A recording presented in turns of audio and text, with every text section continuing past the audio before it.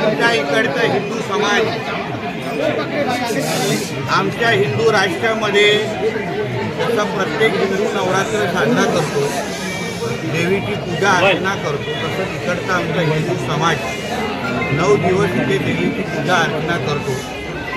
पण इथे आजूबाजूला काही जिहादी मानसिकतेचे हिरवे साप वळवळत आहेत आणि त्यांना वाटतंय की हा त्यांचा अफगाणचा पाकिस्तान आहे आणि इथे येऊन आमची नवरात्री 9 दिवस साजरा पण कधी कधी ते करायला देत नाही। 2-2 दिवस कधी कधी ह्या लोकांना त्यांच्यामुळे बंद ठेवायला लागतं। या भागातला हिंदू जो पहिला 70-80% होता, आज 50% आलेला आहे। तर म्हणून माझ्या इकडच्या हिंदू समाजाला त्यांचं मनोबल वाढावं, त्यांनाही कळावं की आम्ही सगळेजण हिंदुत्वादी विचारचे सगळे कार्यकर्ते इकडच्या हिंदुत्वादी समाजाच्या बरोबर आहोत, हिंदू समाजाच्या बरोबर आहोत आणि आपण आपल्या हक्काचं हिंदू राष्ट्र इथे कुठेही सोडून जाऊ नका।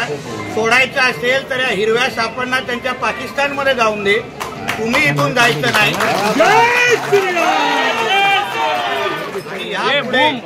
मुंबई स्टार वाला कोण आहे? पोलीस प्रशासनाला पण सांगेन, जसं त्यांच्या ईदच्या मिरवणुकीमध्ये माझ्या इकडचा हिंदू समाज कुठलीही व्यत्यय आणत नाही, कुठलीही अडीअडचण आणत नाही, तसा माझ्या 9 दिवसच्या इथे नवरात्रीमध्ये या पुढच्या काही दिवसामध्ये कोणीही अडचण आणली तर ह्या पुढची महाआरती त्यांच्या मस्जिदीच्या समोर होईल, एवढं मी शब्द देऊन इकडल्या पोलिसांना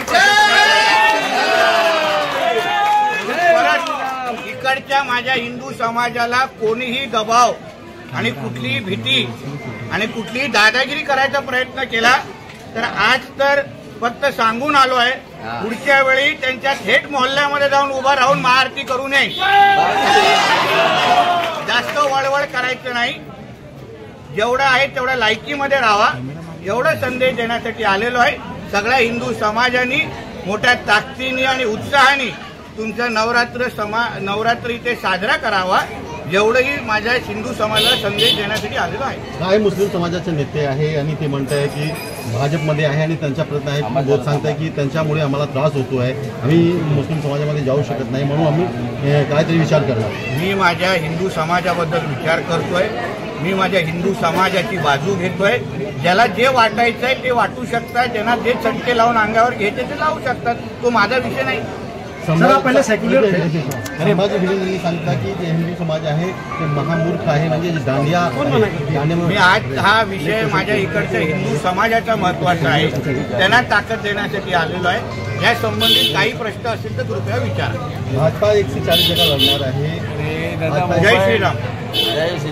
सर क्या कहेंगे आप यहाँ पर जब आए, कुछ लोग आनंद सर ये लोग कंप्लेंट किया कि यहाँ नीतीश रहना चाहते हैं, कुछ उसका अब्बा का पाकिस्तान नहीं है, ये मेरा हिंदू राष्ट्र है।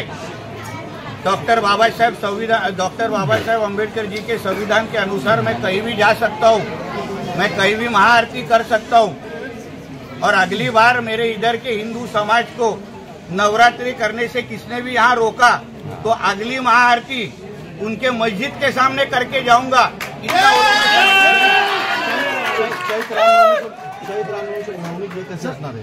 मिरवणूक कसे असणार आहे आता इथल्या लोकांना तुम्ही विचारा, मिरवणुकीमध्ये तुम्हाला जय श्रीराम बोलायला बोलू। सर आपने यहाँ का कुछ प्रश्न विधानसभा में उठाया था जहाँ पे इलीगल स्ट्रक्चर और डबल महले घर बन रहे हैं, कई मुद्दे आपने उठाए थे, प्रोसीजर चालू है। जमीन तोड़ने के लिए बुलडोजर आएगा तो पहला खून आपको करूंगा। सर आप पहले सेक्युलर थे सर, मुसलमानों के साथ मेरा खून भगवा है, मुसलमानों के साथ मेरा खून भगवा है, बैठते थे उठते थे, लेकिन मुसलमानों से इतनी नफरत मेरे को राष्ट्रभक्त मुसलमान से तकलीफ नहीं।